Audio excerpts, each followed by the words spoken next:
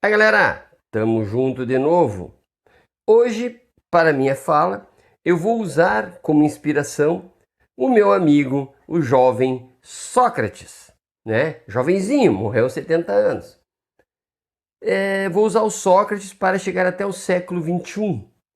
E também uma das vantagens de usar o meu amigo Sócrates, né, o filósofo Sócrates, é porque a maioria das pessoas, de alguma forma, já ouviu falar dele.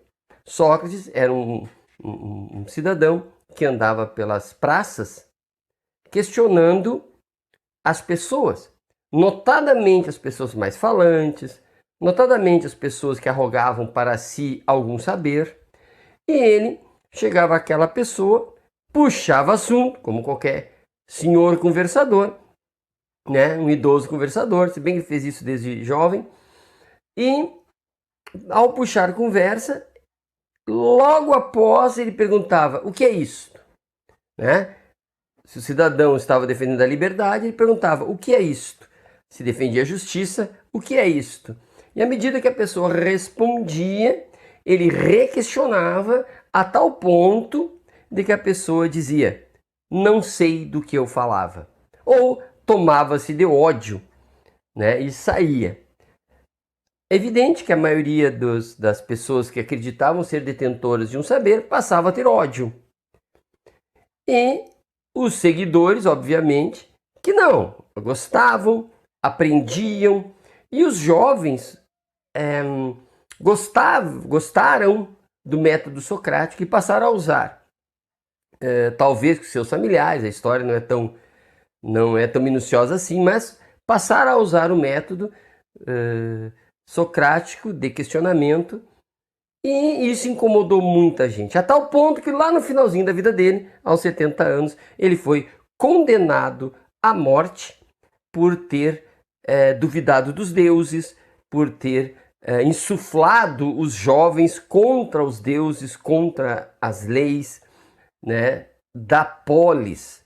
E ele foi condenado por isso. Então, dá para se imaginar que esse método, dá para se imaginar que este modo de utilizar-se do diálogo era e é bastante poderoso, a ponto de tentarem silenciar o filósofo através da morte. Pois é, para não falar, mata-se. Lá durante a condenação dele, só um pouquinho me lembrei de uma coisa. Lembrei deste livro aqui, ó, bastante interessante, O Julgamento de Sócrates. Pois bem, durante o julgamento ele explica qual era a missão dele. Durante o julgamento, ele explica qual era a missão dele. E ao explicar a missão dele, ele nos conta que o oráculo de Delfos disse que ele era o homem mais sábio do mundo helênico, provavelmente, né? Então, mais sábio do seu tempo. E que ele, ao perguntar para as pessoas que sabiam muito, ele, na verdade, estava testando o Deus, né? Porque se fosse verdade o que o Deus disse, ele deveria saber muito mais que as pessoas. E como os deuses não mentem, né? Na verdade, ele estava apenas testando, talvez para si mesmo, ou talvez tivesse interpretado mal a fala do Deus. E ele descobriu que as pessoas não sabiam do que falavam, né? As pessoas não sabiam do que falavam. Então Sócrates percebeu no outro a ignorância, percebeu em si também muita ignorância, né? No sentido de não saber. Então ele acaba dizendo: eu sou mais, sei mais do que os meus interlocutores, porque eu sei que nada sei. E eles acham que sabem o que não sabem. Então a vantagem do Sócrates, segundo ele mesmo, e talvez segundo o oráculo, é que ele tinha conhecimento do seu não saber. Mas o que isso quer dizer? Quer dizer que o patamar que o Sócrates estava era o patamar das pessoas que têm consciência de si E por ter consciência de si, elas sabem os seus limites. E, portanto, são pessoas que, ao saber dos seus limites, elas perguntam, elas questionam, elas duvidam se não há coerência, elas precisam, para aceitar algum argumento, é preciso de muita justificativa. São pessoas cuidadosas, falam na medida em que tem algum tipo de confiança ou de certeza, mesmo que temporária, da sua fala. E são sujeitos que se mantêm críticos, porque eles sabem que não sabem. Né? Parece uma contradição, saber e não saber junto. Na verdade, é uma dialética. O que eu sei convive com o que eu não sei o tempo todo, e isso se chama crítica. Né? Uma postura crítica. Mas por que diz tudo isso? Tem uma charge que Sócrates diz, sei que nada sei. E alguém grita lá do fundo assim, burro, ó burro.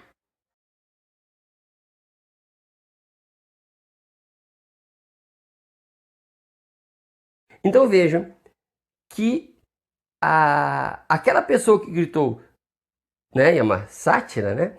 Aquela pessoa que gritou do meio da multidão, ó burro, se tivesse acontecido, as pessoas teriam rido, né, daquela piada. Se houvesse os meios virtuais de comunicação, aquela história teria crescido a tal ponto que talvez os livros de história contassem a história de Sócrates diferente, ou sequer contassem. Talvez contassem a história do cidadão que gritou o burro. Talvez o lacrador, né, ficasse registrado na história e não Sócrates. Vejam, uma frase lacradora, superficial, ridícula até. Percebam o tudo que Sócrates era. O cidadão, por não entender, esse da piadinha, né? O cidadão, por não entender, reduz tudo a burro. Pegou a superficialidade, reduziu a uma frase.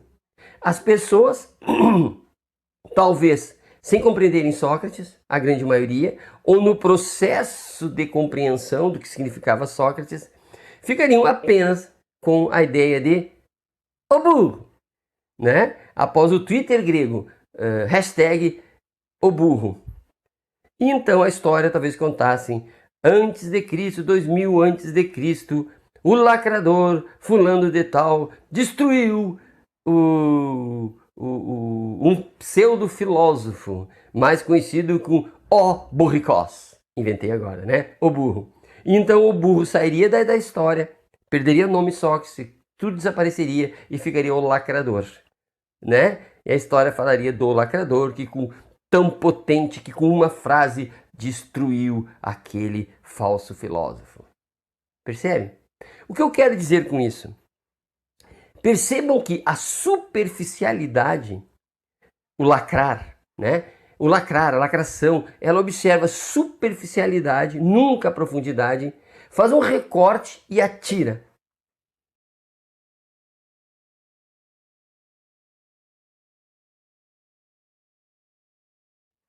No mundo contemporâneo, onde a superficialidade é o que brilha, a superficialidade é que é o interessante, as pessoas pegam aquele brilho e o reproduzem, a tal ponto que o brilho passa a ser o assunto e o conteúdo, a profundidade, fica lá, para sempre, né? No fundo, e ninguém mais consegue resgatar, porque cai para o esquecimento. Portanto, a sociedade do século XXI acaba achando que é verdade aquilo que é só superfície, aquilo que é só reflexo. De certa forma, assim como Sócrates procurava as pessoas que acreditavam que sabiam algo e ele destruía esse pseudo-saber, ele teria muito trabalho hoje, porque os brilhos produziram, as superficialidades produziram muitas pessoas que dizem que sabem o que sabem e perderam a capacidade de duvidar do que sabem, perderam a capacidade de olhar à profundidade e ficam repetindo slogans, ficam repetindo brilhos, coisas fugazes, como se verdade fosse, acreditam nessa verdade a ponto de registrar ou desejando que a história registre apenas o brilho e não a profundidade.